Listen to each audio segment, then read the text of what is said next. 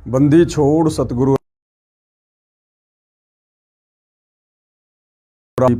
भोगेगा अपना किया रे, इसके ऊपर वीडियो बनाने की श्रृंखला जारी है।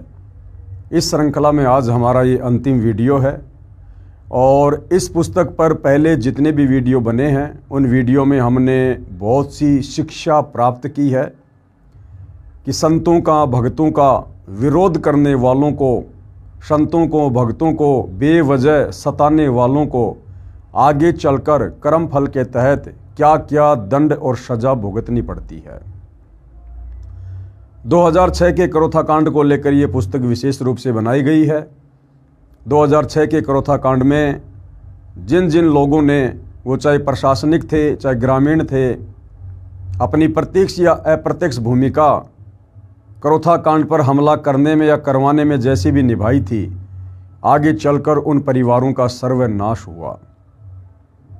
और भाइयों और बहनों, साथ में करोथा कांड की जो मूल जड़ थी, दयानंद सरस्वती के द्वारा लिखी गई पुस्तक सत्यार्थ प्रकाश, उसका भी पोस्टमार्टम सतगुरु रामपाल जी के द्वारा किया गया है।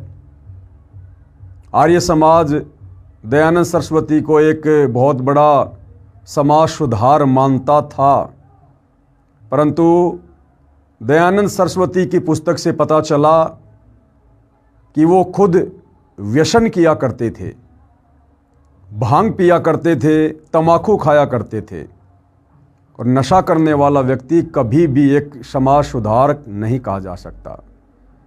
साथ में आर्य समाज दयानंद सरस्वती को वेदों का प्रकांड ज्ञाता मानता था, परंतु सतगुरु रामपाल जी ने उसके द्वारा लिखी पुस्तक सत्यार्थ प्रकाश की वेदों से तुलना करके समाज के सामने दयानंद के अज्ञान की और सत्यार्थ प्रकाश पुस्तक के अंदर जो गंध लिखी हुई है, आर्य समाज महर्षि दयानंद को वेदों का विद्वान मानता था, परंतु सतगुरु रामपाल जी के द्वारा सत्यार्थ प्रकाश के ज्ञान को जो वेदों से तुलना करके समाज को दिखाया गया, तो आज वही आर्य समाज महर्षि दयानंद के अज्ञान को धिक्कार रहा है। और काफ़ी संख्या में आर्य समाज से जुड़े लोग सतगुरु रामपाल जी की शरण में आए, सत भक्ति प्राप्त की और अपनी आत्मा का कल्याण करवाने की दिशा में आगे बढ़ रहे हैं। तो भाइयों और बहनों, इस पुस्तक के अंत में महर्षि दयानंद के विषय में कुछ और रोचक जानकारियां हैं। जैसा कि आर्य समाज में एक बहुत बड़ा झूठ फैला रखा था कि महर्षि दयानंद की स्वतंत्रता संग्राम में बहुत बड़ी भूमिका थी, तो सतगुरु रामपाल जी ने उसी के जीवन चरित्र से स्पष्ट कर दिया है, साबित कर दिया है, प्रमाणित कर दिया है कि महर्षि दयानंद जी की स्वतंत्रता संग्राम के समय किसी भी प्रकार की कोई भी भूमिका नहीं थी। क्या कुछ ये पुस्तक हमें कह रही है, हम इसमें आगे बढ़ते हैं। पुस्तक है भोगेगा अपना किया रे, लिखने वाले हैं सतलोक आश्रम मैनेजमेंट हरियाणा से कुछ भगत। महर्षि दयानंद का स्वतंत्रता संग्राम में कोई योगदान नहीं था। पुस्तक नव जागरण के पुरोधा दयानंद सरस्वती के प्रकाशक मुद्रक की फोटोकॉपी।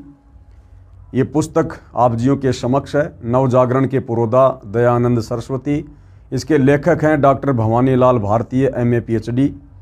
ये कहाँ से प्रकाशक है? वैदिक पुस्तकालय परोपकारिणी सभा दयानंद आश्रम अजमेर, आप जियों के सामने है। और इसके पेज नंबर 38 की ये फोटोकॉपी है, जिसमें स्पष्ट किया हुआ है कि 1857 की जो स्वतंत्रता संग्राम वाली जो क्रांति थी, उसमें महर्षि दयानंद जी का क्या योगदान था और क्या नहीं था। महर्षि दयानंद स्वतंत्रता संग्राम में डरकर 3 वर्ष लापता रहा। ये ऊपर लगी फोटोकॉपी महर्षि दयानंद के भक्तों द्वारा वैदिक पुस्तकालय परोपकारिणी सभा दयानंद आश्रम अजमेर राजस्थान से प्रकाशित नव जागरण के पुरोधा दयानंद सरस्वती के पृष्ठ 38 की है। इसमें स्पष्ट किया है कि महर्षि दयानंद मार्च 1857 तक तो गंगा नदी के साथ साथ घूमता रहा। जब मई 1857 में स्वतंत्रता संग्राम की तैयारियां चल रही थी, उसी समय लापता हो गया। फिर 3 वर्ष तक उसका कहीं पता नहीं लगा। जून 1857 में स्वतंत्रता संग्राम हुआ, उसके भय से छुप गया। महर्षि की फोकट महिमा बनाई जाती रही कि स्वतंत्रता संग्राम में महर्षि दयानंद का बड़ा योगदान रहा। अब गुरुदेव भगवान क्या कह रहे हैं, विचार करो, क्या खाक योगदान था स्वतंत्रता संग्राम में। उन दिनों भांग पीकर डर के मारे जंगलों में छुपा रहा और महर्षि दयानंद के समर्थक कहते हैं कि परमात्मा की खोज में दयानंद जंगलों, पहाड़ों, गुफाओं में गया। विचार करें, परमात्मा कोई गाय भैंस थोड़ी ही है कि गुम हो गई और वह कहीं जंगल में खोजने गया था। परमात्मा वेदों में वर्णित विधि अनुसार मिलता है और वेद ज्ञान महर्षि दयानंद की बुद्धि से परे की बात थी, जिस कारण से अपना अज्ञान अनुभव जो वेद ज्ञान विरुद्ध है, सत्यार्थ प्रकाश में भर दिया जो आपके समक्ष है। महर्षि दयानंद सन 1877 तक हुक्का पीता था। ये पुस्तक है महर्षि दयानंद सरस्वती का जीवन चरित्र। इसके लेखक हैं अमर शहीद पंडित लेखराम द्वारा संकलित प्रमाणित उर्दू संस्करण। और ये कहाँ से प्रकाशित है? आर्ष साहित्य प्रचार ट्रस्ट, खारी बावली, दिल्ली। ये पुस्तक आर्ष साहित्य प्रचार ट्रस्ट 455 खारी बावली, दिल्ली द्वारा प्रकाशित है। इसके लेखक पंडित लेखराम उर्दू भाषा अनुवादक हैं। आर्य महोपदेशक श्री कविराज रघुनंदन सिंह निर्मल, संपादक भवानीलाल भारतीय तथा मुद्रक हैं ईरानियन आर्ट प्रिंटर्स, 1534 गली कासिम जान, बल्ली मारान, दिल्ली 6। और इसमें क्या कुछ लिखा हुआ है ये आप जी देख सकते हैं, पढ़ सकते हैं। इसमें पूरी व्याख्या दी हुई है। हम सीधा इसके सीधे से अनुवाद पे चलते हैं। ये फोटोकॉपी महर्षि दयानंद सरस्वती का जीवन चरित्र के पेज नंबर 285 की है। ये पुस्तक आर्ष साहित्य प्रचार ट्रस्ट 455 खारी बावली, दिल्ली द्वारा प्रकाशित है। इसके लेखक पंडित लेखराम उर्दू भाषा अनुवादक हैं। आर्य महोपदेशक श्री कविराज रघुनंदन सिंह निर्मल, संपादक हैं भवानीलाल भारती तथा मुद्रक हैं ईरानियन आर्ट प्रिंटर्स, 1534 गली कासिम जान, बल्ली मरान, दिल्ली 6। इस पेज नंबर 285 पर जो प्रकरण रेखा के नीचे लिखा है कि इस स्थान पर उर्दू संस्करण में स्वामी जी के हुक्का पीने के विषय में निम्नलिखित शब्दों में विवरण लिखा है। कैसे? इन दिनों स्वामी जी हुक्का पीते थे। एक भागीरथ पंडित जी ने प्रश्न किया कि ये जो तमाकू पीते हो इसके विषय में बताओ, अर्थात क्या वेद में कहीं हुक्का पीना लिखा है? स्वामी जी ने कहा कि वेद में कहीं निषेध है। जब उस व्यक्ति ने सवाल किया कि आप तो हुक्का पी रहे हो और आप कहते हो कि मैं समाज सुधारक हूँ, मैं भगत हूँ, क्या वेदों में कहीं हुक्का पीना लिखा है? परमात्मा का आदेश है। तो स्वामी जी कह रहा कि वेदों में कहीं कोई मनाही है क्या कि हुक्का मत पियो? स्वामी जी ने कहा कि वेद में कहीं निषेध है। इस पर थोड़ा सा विवाद हुआ। आखिरकार उसने कहा कि तुम सन्यासी होकर हुक्का पीते हो। स्वामी जी ने कहा कि यदि तू हुक्के से क्रुद्ध होता है तो ले, ये कहा और उसे तोड़ दिया।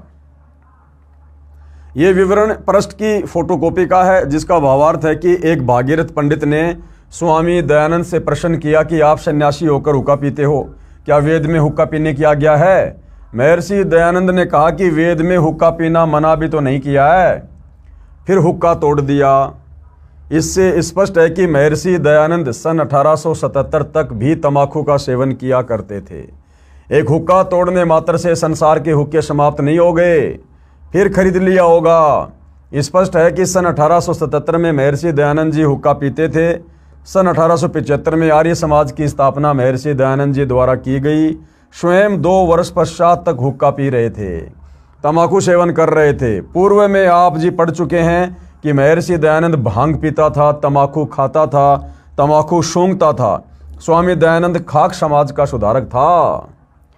इसी प्रश्न में रेखा के नीचे लेखक ने टिप्पणी की है कि हुक्का पीने की बात जो पंडित लेखराम जी के द्वारा लिखे जीवन चरित्र उर्दू संस्करण में लिखी है, उसके विषय में भ्रमित करने के लिए लिपापोती करते हुए अनुवादक ने कहा है कि वह विश्वसनीय नहीं लगती। इसी पुस्तक के प्रथम पृष्ठ पर लेखक के परिचय में कहा है कि यह उर्दू संस्करण पंडित लेखराम द्वारा सन 1897 में लिखा गया था। सन 1883 में स्वामी दयानंद जी का निधन हुआ था। भावार्थ है कि स्वामी दयानंद जी की मृत्यु के 14 वर्ष पश्चात ये उर्दू संस्करण वाला जीवन चरित्र लिखा गया था। ये भी लिखा है कि यह हिंदी में लिखा जीवन चरित्र प्रमाणिक तथा ग्रंथ उर्दू से लिया गया है, जो पंडित लेखराम द्वारा लिखा गया था। क्या अन्य सर्वे बातें जो इस ग्रंथ की विश्वसनीय हैं लेकिन हुक्का पीने वाली विश्वसनीय नहीं है? या तो सर्व ही अविश्वसनीय है, नहीं तो हुक्का पीने वाली भी सत्य ही है, क्योंकि उर्दू वाला सन 1897 का लिखा हुआ है। सत्य यही है कि महर्षि दयानंद को किसी वस्तु का परहेज नहीं था, ये किसी भी कसौटी में खरा व्यक्ति नहीं था। अर्थात भाइयों और बहनों, इस मन के ऊपर लगाम सच्चे सतगुरु की शरण में आने के बाद ही लगती है, अन्यथा कोई चाहे कितना बड़ा समाज सुधारक हो, वो अवश्य गलतियां करेगा ही करेगा। महर्षि दयानंद की दुर्गति से सन 1883 में मृत्यु। अब बताओ, भांग पीने वाले की, हुक्का पीने वाले की, तमाकू खाने वाले की दुर्गति से मौत नहीं होगी तो क्या भक्तों की होगी? महर्षि दयानंद ने पाप कर्मों का दंड भोगा। पुस्तक दयानंद चरित्र की फोटोकॉपियां आप जी की आंखों के सामने है, देख सकते हैं। पुस्तक दयानंद चरित्र के पृष्ठ 216 की फोटोकॉपी। आश्विन मास में स्वामी जी को एक दिन ठंड लग गई। उस दिन बृहस्पतिवार और एकादशी थी। ठंड के कारण शरीर के अस्वस्थ होने से चतुर्दशी की रात को दयानंद केवल दुग्ध पान करके सोए। रात्रि में 2-3 बार वमन हुई, यानी उल्टी हुई, परंतु वह किसी से भी कुछ न कहकर स्वयं ही आचमन करके सोते रहे। प्रातःकाल उठकर भ्रमण करना दयानंद का दैनिक अभ्यास था, परंतु उस दिन अपेक्षाकृत विलंब से उठे और उठकर एक बार वमन हुई। इस प्रकार वमन पर वमन होने से दयानंद के मन में संदेह हुआ। उन्होंने इच्छापूर्वक बहुत सा जलपान करके और एक बार वमन की, परंतु उससे भी उनकी वमन वृत्ति नहीं हुई। तब दुर्गंध दूर करने के लिए उन्होंने कमरे में अग्नि जलाने के लिए कहा और उस अग्नि कुंड में धूप आदि सुगंधित द्रव्य डालने लगे। धूप आदि की सुगंध से वहाँ का दुर्गंध तो दूर हो गया, परंतु उनके पेट में शूल की पीड़ा आरंभ हो गई। इसलिए डॉक्टर सूरजमल को बुलाया गया। सूरजमल के पीड़ा की कथा को विस्तार पूछने पर स्वामी जी उदर की असह्य वेदना और पिपासा की कथा पुनः पुनः कहने लगे। यानी उनको बहुत ज़्यादा पीड़ा हो रही थी, पेट में दर्द हो रहा था, सहन नहीं हो रहा था। सारी बातें उन्होंने डॉक्टर को बताई। तब सूरजमल की समझ में ठीक व्यवस्था आ गई और प्रस्थान करने के समय स्वामी जी पर लक्ष्यपात करके ये कहकर चले गए कि आपके समान कोई महापुरुष मारवाड़ में कभी नहीं आए, इसलिए कि मारवाड़ के लोग आपके मातम्य को कैसे समझ सकते हैं। सूरजमल के चले जाने पर उनकी शूल वेदना क्रम से यहाँ तक बढ़ी कि निश्वास प्रवास की क्रिया के साथ उनकी वेदना का वेग बढ़ने लगा। सुतरा निश्वास प्रवास करना स्वामी जी के लिए विशेष क्लेशदायक हो गया। ये फोटोकॉपी दयानंद चरित्र नामक पुस्तक के पेज नंबर 216 की है। इसके लेखक हैं श्री देवेंद्र नाथ मुखोपाध्याय, जिन्होंने सन 1897 में बंगला भाषा में लिखा था। इसका अनुवाद सन 2000 में 103 वर्ष पश्चात बाबू घासीराम MA LLB ने हिंदी में किया, जिस पुस्तक के संपादक हैं डॉक्टर प्रोफेसर भवानीलाल भारतीय। इसके पेज नंबर 216 में लेखक ने स्पष्ट किया कि आश्विन मास यानी आशोज महीने की बदी एकादशी को महर्षि दयानंद को ठंड लग गई थी, जिस कारण से शरीर अस्वस्थ था। इसलिए 14 को रात्रि में केवल दूध पीकर सोया। रात्रि में उल्टियां लगी, फिर डॉक्टरों का आना आरंभ हुआ, लेकिन दवाइयों से कोई लाभ नहीं मिला। पेट का दर्द बढ़ता ही चला गया, क्योंकि भाई उनके पाप कर्म बहुत ज़्यादा बढ़ गए थे। श्वास लेना भी कठिन हो गया। इससे ये स्पष्ट हुआ कि महर्षि दयानंद की मृत्यु कांच या विष देने से नहीं हुई, बल्कि ठंड लगने से हुई। यानी दयानंद के शिष्यों ने यह झूठ फैला रखा था कि महर्षि जी की मृत्यु किसी ने उनको कांच पिला दिया, शीशा, जिस कारण से मृत्यु हुई है। जबकि हकीकत क्या है कि उनकी शीशा पिलाने से, कांच पिलाने से मृत्यु नहीं हुई, बीमारी से मृत्यु हुई तथा पाप बढ़ जाने के कारण से हुई। दूसरी दुर्दशाएं पुस्तक श्री मद दयानंद प्रकाश की फोटोकॉपियों में आप पढ़ेंगे कि ये व्यक्ति किस तरह दुर्गति को प्राप्त होकर सन 1883 में मरा, जिसे पढ़कर कलेजा मुंह को आता है। ये पुस्तक है दयानंद चरित्र। इसके पेज नंबर 217 की फोटोकॉपी है। आप जी देख सकते हैं, पढ़ सकते हैं। अच्छे से इसको सतगुरु रामपाल जी यहाँ पर लिखकर बता रहे हैं। इस पृष्ठ 217 की फोटोकॉपी में आप स्वयं पढ़िए महर्षि दयानंद की दुर्दशा। ये पेज नंबर 217 की फोटोकॉपी भी उपरोक्त पुस्तक दयानंद चरित्र से ली हुई है। पुस्तक श्री दयानंद प्रकाश के पृष्ठ 437 की फोटोकॉपी है। आप जियों के सामने सब कुछ लिखा हुआ है। ये फोटोकॉपी पुस्तक श्री दयानंद प्रकाश के पेज नंबर 437 के आंशिक विवरण की है। इसके लेखक व प्रकाशक तथा मुद्रक की भी फोटोकॉपी पहले लगा दी है। इसमें भी स्पष्ट है कि महर्षि दयानंद कई दिन से अस्वस्थ चल रहे थे।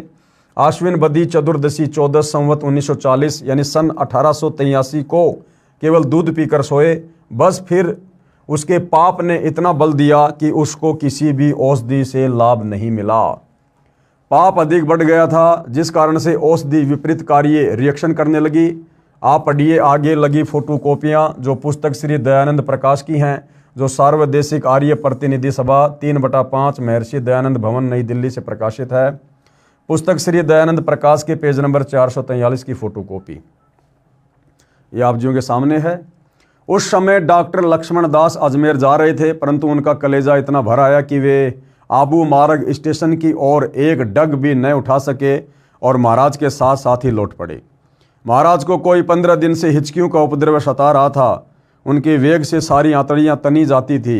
संपूर्ण शरीर में ऐठन सी हो रही थी। उधर तो बार बार की खिस से हाथ लगाने पर भी दुखता था, परंतु प्रेमी लक्ष्मण दास जी की चिकित्सा से यह उपद्रव दूसरे दिन दूर हो गया। अतिसार भी बंद हो गए। ये फोटोकॉपी पुस्तक श्री दयानंद प्रकाश के पेज नंबर 443 की है। इसमें लिखा है कि 15 दिन तक अतिसार दस्त लगे रहे, हिचकियां लगी रही, पेट को हाथ लगाने से भी दर्द होता था। पुस्तक श्री दयानंद प्रकाश के पेज नंबर 444 की फोटोकॉपी ये आप जियों के सामने है। आप जी देख सकते हैं। आबू से नीचे आते समय भगत लक्ष्मण को कई आर्य पुरुष ऊपर जाते मिले। उन्होंने भगत राज को पहचान कर उससे भगवान का समाचार, यानी महर्षि दयानंद को ये भगवान कह रहे हैं, तम्बाकू खाने वाले को, भांग पीने वाले को, भगवान का समाचार उतना ही आतुरता से पूछा जितनी से पांडु पुत्र ने श्री कृष्ण का उद्धव जी से पूछा था। भगत ने व्यर्थ में आंसू बहाते हुए कहा, भगवान की अवस्था अति शोचनीय है कि भाई भगवान का बचना बड़ा मुश्किल है। निर्बलता परले पार की बढ़ गई है। उनके कंठ में, जीभ पर, मुख में, माथे और सिर पर छाले पड़ गए। पानी का घूंट भी बड़ी कठिनता से गले से नीचे उतरता है।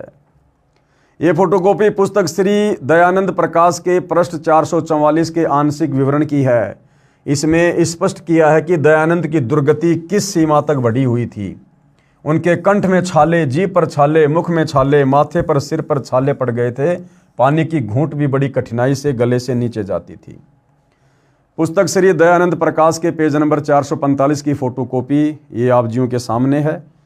हम सीधा सीधा इसके शुद्ध हिंदी अनुवाद पर चलते हैं। ये फोटोकॉपी इस पुस्तक श्री दयानंद प्रकाश की है, जिसमें लिखा है कि उसका मलमूत्र वस्त्रों में ही निकल जाता था।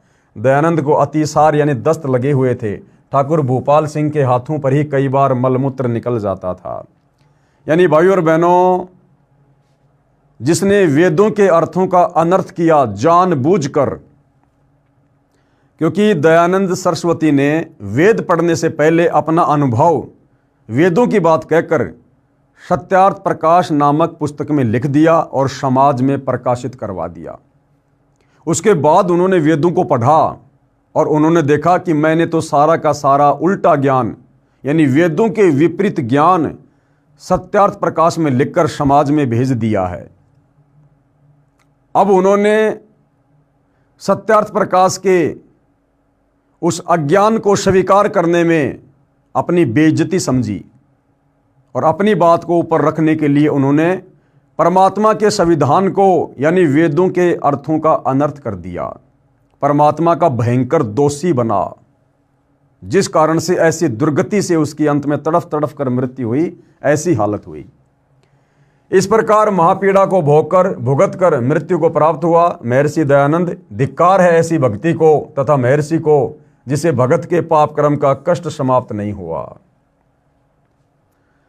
ये और फोटोकॉपी है, यानी कैसे कैसे वो परेशान हो रहा था अंत के दिनों में। हम आगे पढ़ते हैं। ये फोटोकॉपी श्री मद दयानंद प्रकाश के पेज नंबर 446 447 के आंशिक प्रकरण की है। जिसमें लिखे विवरण को पढ़कर पता चलता है कि महर्षि दयानंद के ऊपर पाप कर्मों ने कैसा कहर बरसाया था। महर्षि दयानंद की दुर्दशा को देखकर कलेजा मुंह को आता है। आम आदमी यही सोचेगा कि इस व्यक्ति ने कितनी साधना की, फिर भी ऐसी दुर्दशा को प्राप्त होकर सन 1883 में 59 वर्ष की आयु में मरा। तो क्या रखा है भक्ति में, आम आदमी भी नास्तिक हो जाएगा। और काल भाई और बहनों यही चाहता है। काल पहले तो थोड़ी बहुत पूर्व जन्मों की भक्ति की शक्ति से उस व्यक्ति को बांस पे चढ़ा देता है। आम जीवों के सामने उसे महापुरुष अवतार बनाकर, भगवान बनाकर उसको सामने प्रस्तुत कर देता है। और अंत में जब उसकी भक्ति क्षीण होती है, उस व्यक्ति की ये काल ऐसी दुर्गति करवाता है, आम आदमी सोचने पर मजबूर हो जाता है कि भैया क्या रखा है भक्ति में, कुछ नहीं है, कहीं भगवान नहीं है, ये कितनी भक्ति करता था, कितना इसको ज्ञान था, हम तो इसके जितनी भक्ति कर ही नहीं सकते, फिर हमारा क्या होगा भक्ति करने से। काल यही चाहता है। लेकिन भाई और बहनों, परमात्मा उस काल का बाप है और परमात्मा ने किस प्रकार से भक्ति को जीवित रखना है और आगे किस प्रकार से परमात्मा ने भक्ति को शिखर पर चढ़ाना होता है, ये उन्हें भली भांति अच्छे से पता होता है। महर्षि दयानंद की दुर्गति का कारण क्या था? महर्षि दयानंद जी ने परमेश्वर कबीर जी की निंदा की तथा उनकी महिमा पर अनर्गल आक्षेप लगाए। प्रमाण के लिए पुस्तक सत्यार्थ प्रकाश के समोल्लास 11 में पेज नंबर 306-307 पर प्रकरण। प्रश्न, कबीर पंथी तो अच्छे हैं, यानी किसी ने सवाल किया दयानंद सरस्वती से कि कबीर पंथी तो अच्छे हैं। उत्तर महर्षि दयानंद का नहीं। उन्होंने कहा कि नहीं, कबीर पंथी कुछ भी अच्छे नहीं हैं। अधिक जानकारी के लिए पढ़िए पुस्तक सत्यार्थ प्रकाश।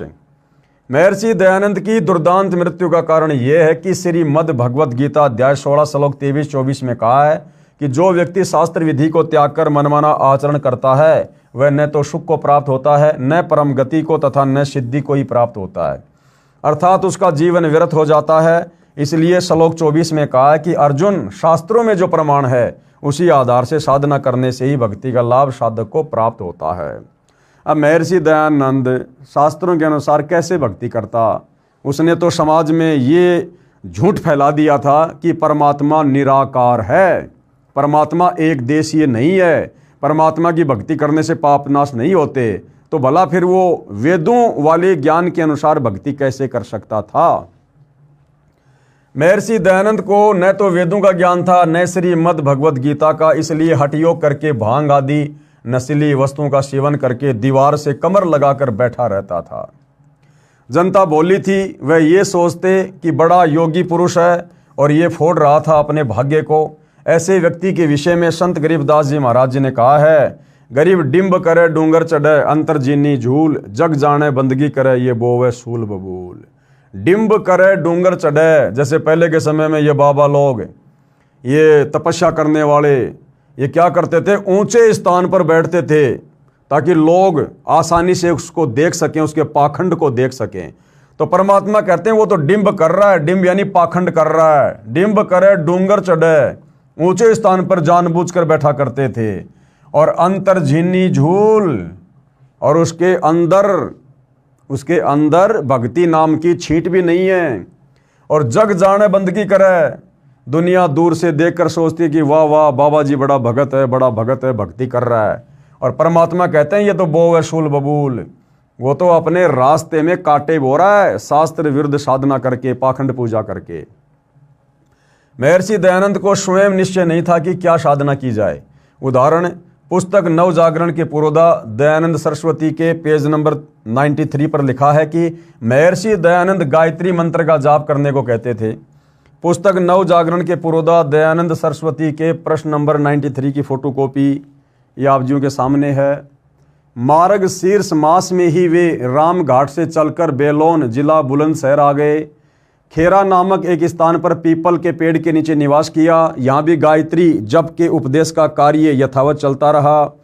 गायत्री मंत्र से अनभिज्ञ लोगों को न केवल मंत्र का पाठ ही लिख कर देते, साथ ही उसके नीचे 1000 का अंक भी लिख देते, जिसका अर्थ होता था कि इस मंत्र का सहस्त्र बार अभिष्ट है, यानी 1000 बार इसका जाप करो गायत्री मंत्र का।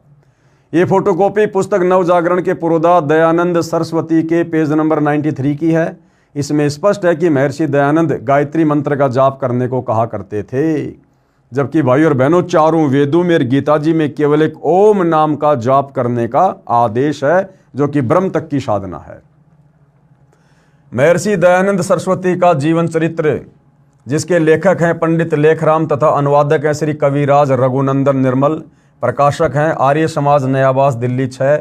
इसके पेज नंबर 62 पर लिखा है कि महर्षि दयानंद अपने चेलों को सच्चिदानंद नाम जाप करने को कहता था।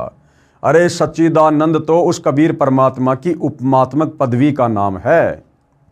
पुस्तक जीवन चरित्र महर्षि दयानंद सरस्वती के पेज नंबर 62 की फोटोकॉपी। ये सारा सब कुछ है भाई और बहनों, आप देख सकते हैं। हम सीधा इसके सरल हिंदी अनुवाद पर चलते हैं। सत्यार्थ प्रकाश समोल्लास 11 पेज 263-264 में महर्षि दयानंद ने कहा है कि नाम जाप करने से कुछ नहीं होता। इससे सिद्ध है कि उन्होंने परमात्मा के नाम का जाप भी त्याग दिया था। देखिए photocopy Satyarth Prakash समोल्लास 11 page number 263-264 की, जिसमें नाम जाप को नकारा है तथा अपना अज्ञान विधान पुष्ट किया है कि केवल परमात्मा के गुणों का सुमरण करना चाहिए। सत्यार्थ प्रकाश समोल्लास 1 पेज नंबर 15 पर तथा यजुर्वेद अध्याय 40 मंत्र 15 के अनुवाद में स्पष्ट किया है कि जिस परमात्मा का नाम ओम है उसकी उपासना करें, यानी ओम नाम का जाप नहीं करना। ओम नाम जिसका है यानी काल का, उसकी उपासना करो। भावार्थ स्पष्ट है कि महर्षि दयानंद ओम नाम जाप करने के पक्ष में नहीं है। केवल हठयोग करना तथा भांग पीना, हुक्का पीना आदि बकवाद करके जीवन नाश कर गया तथा लाखों भोले अनुयायियों का जीवन नरक बना गया। मनमाना आचरण करके दयानंद की क्या दुर्दशा हुई, जो आप जी ने पढ़ ली है। सर्व मानव समाज से प्रार्थना है कि अब तो संभलो, करवा लो कल्याण, समय जा रहा है। भाई जिस भक्ति साधना को करते करते, जो कि शास्त्रों के विरुद्ध थी, महर्षि दयानंद की अंत में ऐसी दुर्गति हुई, तो भाई महर्षि दयानंद के पद चिन्हों पर चलने वाले आर्य समाजियों की यदि समय रहते सतगुरु रामपाल जी की शरण में आकर उनसे दीक्षा लेकर शास्त्र अनुकूल भक्ति शुरू नहीं की तो क्या दुर्दशा होगी, स्वयं सिद्ध है। परमात्मा कहते हैं ये संसार समझदा नाही, कहंदा शाम दोपहरे नो, गरीब दास ये है वक्त जात है रोग इस पैरे नो। एक बार यदि इस पवित्र महापुरुष सतगुरु रामपाल जी के चरण कमल इस पृथ्वी लोक से उठकर वापस निज लोक सतलोक चले गए, उसके बाद में फिर भक्ति नहीं है धरती पर, फिर मोक्ष प्राप्ति का अवसर नहीं मिलेगा। अब समय है, उनकी शरण में आओ और अपनी आत्मा का कल्याण करवाओ। भावार्थ है कि मानव जीवन बार बार नहीं मिलता। शास्त्र विधि त्याग कर मनमाना आचरण करने वाले व्यक्ति का जीवन नष्ट हो जाता है। उदाहरण के लिए महर्षि दयानंद जो आप देख चुके हैं, यह मानव जीवन का समय जा रहा है, फिर इस पैरे अर्थात समय को याद करके दयानंद की तरह रोया करोगे। उपरोक्त निर्णायक ज्ञान संत रामपाल जी महाराज द्वारा दिया गया है, जो एक अवतार ही कर सकता है, स्वयं परमात्मा ही कर सकता है, बता सकता है। इसलिए संत रामपाल जी महाराज इस धरती पर अवतार धारकर जन कल्याण के लिए शास्त्र विधि अनुसार साधना करवा रहे हैं। आप भी अविलंब प्राप्त करें, अपना तथा अपने परिवार व बंधुओं का भी कल्याण करवाएं। उसके बाद भाई और बहनों, ये यजुर्वेद अध्याय 40 मंत्र 15 की फोटोकॉपी है, जिसमें केवल एक ओम नाम के जाप का विधान है, जो वेदों के अनुसार भक्ति है। ये आप जी देख सकते हैं, साफ साफ लिखा हुआ है। ये फोटोकॉपी यजुर्वेद अध्याय 40 मंत्र 15 की है, जो महर्षि दयानंद द्वारा अनुवादित है। इसमें स्पष्ट है कि महर्षि दयानंद ने अनुवाद अनुचित किया है तथा सिद्ध किया है कि ओम नाम वाच्य अर्थात जिसका ओम नाम है उस ईश्वर का सुमरण कर, न कि ओम का। जबकि मंत्र 15 के मूल पाठ से स्पष्ट है कि ओम नाम का जाप करो भाई, विशेष कसक के साथ में करो और मानव जीवन का मुख्य कार्य जानकर करो। भावार्थ है कि ओम नाम का सुमरण कार्य करते करते करो, विशेष श्रद्धा के साथ सुमरण करो तथा मनुष्य जीवन का मुख्य कर्तव्य जानकर ओम नाम का सुमरण करो। ये है यथार्थ भाव यजुर्वेद अध्याय 40 मंत्र 15 का। और महर्षि दयानंद जी क्या कह रहे थे कि जिसका ओम नाम है उसका ध्यान लगाओ, ओम नाम का जाप नहीं करना, ओम नाम जिस भगवान का है उसका सुमरण करो। बिल्कुल वेदों के विपरीत अर्थ। महर्षि दयानंद ओम नाम के जाप के पक्ष में नहीं थे। अन्य प्रमाण सत्यार्थ प्रकाश समोल्लास 1 पृष्ठ 15 पर भी है। कृपया देखें फोटोकॉपी जो नीचे लगी है, इसमें भी स्पष्ट किया है कि ओम जिसका नाम है, जिसका नाश कभी नहीं होता, उसकी उपासना हठयोग करनी चाहिए, न कि ओम नाम का जाप। अब ओम नाम जिसका है भाई, वो तो काल है और काल अविनाशी नहीं है, उसका तो जन्म और मृत्यु दोनों है। ये प्रथम समोल्लास में लिख रखा उसने सत्यार्थ प्रकाश में, पेज नंबर 15 पर। ओम आदि नाम सार्थक है, जैसे ओख है, आगे क्या लिख रखा देख लेना भाई, आपके सामने है ये। आगे पुस्तक सत्यार्थ प्रकाश के समोल्लास 11 पेज नंबर 263 264 की फोटोकॉपी है। और इसमें सवाल किया है, परमेश्वर निराकार है, वह ध्यान में नहीं आ सकता, इसलिए मूर्ति का होना आवश्यक है। भला कुछ भी नहीं करें तो मूर्ति के सामने जाते हैं, तब कुछ परमेश्वर का स्मरण करते और नाम लेते हैं। स्वामी जी ने उत्तर दिया, जब परमेश्वर निराकार है तब उसकी मूर्ति नहीं बन सकती। यानी स्वामी जी तो क्या कहें उनको, दयानंद सरस्वती परमात्मा को निराकार मानता है, जबकि वेदों में परमात्मा साकार है, मनुष्य दृश्य है, सिंहासन पर बैठा है, राजा की तरह देखने योग्य है। तो यहाँ पर उन्होंने परमात्मा को निराकार सिद्ध किया है, ये आप जियों के सामने है। ये फोटोकॉपी सत्यार्थ प्रकाश के समोल्लास 11 पेज नंबर 263 264 के संबंधित प्रकरण की है। इनमें महर्षि दयानंद ने स्पष्ट किया है कि ईश्वर का नाम स्मरण नहीं करना चाहिए, केवल परमात्मा के गुणों का स्मरण करना चाहिए। उपरोक्त प्रमाणों से स्पष्ट हुआ कि महर्षि दयानंद ओम नाम का जाप भी नहीं करता था। ये भी स्पष्ट हुआ कि उनको निश्चय भी नहीं था कि परमात्मा प्राप्ति का मार्ग कौन सा है, इसलिए किसी को कहता था सच्चिदानंद नाम का जाप करो, किसी को कहता था गायत्री मंत्र 1000 बार जाप करो, किसी को कहता था कि ईश्वर का नाम स्मरण करने से कुछ नहीं होता। इसके विपरीत परिणाम स्वरूप नकली महर्षि दयानंद की दुर्गति से मृत्यु हुई और अधोगति को प्राप्त हुआ, यानी अकाल मौत हुई। नाम जाप से मोक्ष संभव है या नहीं है? महर्षि दयानंद जी ने स्पष्ट किया है कि किसी मंत्र अर्थात ओम राम आदि से कोई लाभ नहीं होता।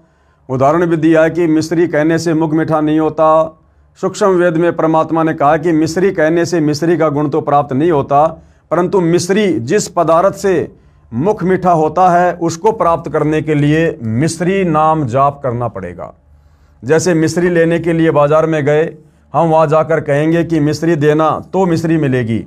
यदि हम कुछ नाम मिश्री बोलेंगे नहीं और मिश्री के गुणों का मन ही मन में चिंतन करते रहेंगे तो मिश्री नहीं मिलेगी। मिश्री को प्राप्त करने के लिए मिश्री के नाम का जाप करना ही पड़ेगा। ठीक इसी प्रकार परमात्मा प्राप्ति के लिए राम का नाम जाप करना पड़ेगा। कौन सा राम? आदि राम, कबीर राम, वो सार नाम जाप करना पड़ेगा, सतनाम जाप करना पड़ेगा, तब वह परमात्मा प्राप्त होगा जिसमें वे सर्व गुण हैं जिनके लिए परमात्मा को प्राप्त करना चाहते हैं। परंतु राम का नाम भी वास्तविक हो, दशरथ पुत्र वाला नाम नहीं चलेगा, राम राम राम राम राम। यदि वास्तविक नाम नहीं है तो भी परमात्मा प्राप्ति नहीं हो सकती। जैसे मिश्री के स्थान पर हम मटर मटर मांगेंगे तो मटरी मिलेगी, मिश्री नहीं। मिश्री के लिए मिश्री नाम ही उच्चारण करना पड़ेगा। उदाहरण दिया गुरुदेव भगवान ने, जो हमने पहले भी पढ़ा था। एक ग्रामीण व्यक्ति का लड़का दिल्ली की कॉलोनी दरियागंज में नौकरी करता था। वह मकान किराए पर लेकर परिवार सहित रह रहा था। एक दिन उसके पिताजी ने उसके पास मिलने के लिए जाना चाहा। उसका पता था दरियागंज हनुमान मंदिर के सामने, मकान नंबर फला फला। पिताजी ने दिल्ली में जाकर पूछा कि गशागंज कहाँ पर है। वहाँ के व्यक्तियों ने कहा कि गशागंज नाम की कोई कॉलोनी नहीं है। सारा दिन भटक कर पिताजी वापस घर लौट आया। लड़के ने घर जाकर पूछा कि पिताजी आप आए नहीं, मैं आपका इंतज़ार कर रहा था। पिता ने उत्तर दिया कि बेटा मैं सारी दिल्ली में पूछता रहा, किसी ने गशागंज नहीं बताया। लड़के ने कहा पिताजी आपने दरियागंज पूछना था, तब मिलता। पिताजी ने कहा कि भाई दरियागंज और गशागंज एक ही तो है। विशेष हरियाणा प्रांत के फरीदाबाद जिले के व्यक्ति दलिए यानी खिचड़ी को दरिया तथा गशा कहते हैं, इसलिए उस ग्रामीण ने दरियागंज के स्थान पर गशागंज नाम से लड़के का मकान खोजना चाहा, जो नहीं मिला। इसलिए वह मकान दरियागंज वास्तविक नाम से पुकारने से ही मिलना था। ठीक इसी प्रकार परमात्मा को भी उसके असली शास्त्र सम्मत नाम से पुकारेंगे तभी मिलेगा। अब राम का वास्तविक नाम कौन सा है, उसके लिए कृपया पढ़िए पुस्तक ज्ञान गंगा। पुस्तक प्राप्ति के लिए इन नंबरों पर संपर्क करें। मेरे पूज्य गुरुदेव स्वामी राम देवानंद जी महाराज 108 वर्ष की आयु पूर्ण करके सतनाम 2 अक्षर का स्मरण करते करते शरीर त्याग गए। मेरे दादा गुरुजी पंडित चिदानंद जी, जिनका आश्रम गांव गोपालपुर में तहसील खरकोदा जिला सोनीपत हरियाणा प्रांत में है, 80 वर्ष की आयु में नाम स्मरण करते करते बैठे बैठे शरीर छोड़कर गए। मेरे परम पूज्य परमेश्वर कबीर जी 120 वर्ष की लीलामय आयु में सशरीर सौधाम चले गए।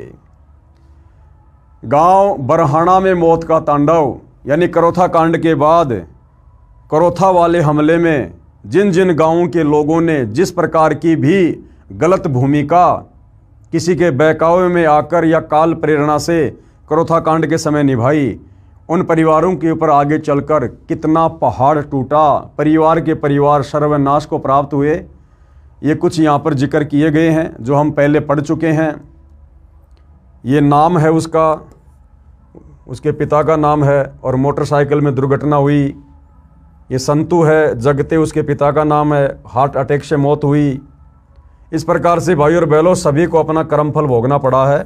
हमने इस पुस्तक से यही शिक्षा लेनी है कि हमने कभी भूलकर भी किसी के बहकावे में आकर, किसी के भ्रमित करने से, देखा देखी में, भेड़ चाल में चलते हुए, साधु संत महात्मा तो छोड़ो, हमने आम व्यक्ति की निंदा करके परमात्मा का दोषी नहीं बनना है, अन्यथा हमारी भी उसी दुर्गति से मृत्यु होगी जिस दुर्गति से इन तमाम लोगों की हुई। ये सब आपके सामने है। ये गांव करोथा में मौत का कहर, यहाँ पर भी साफ साफ आप जी देख सकते हैं कितने लोगों ने व्यर्थ में परम संत का जो है विरोध करके और अपनी मौत को न्योता दिया।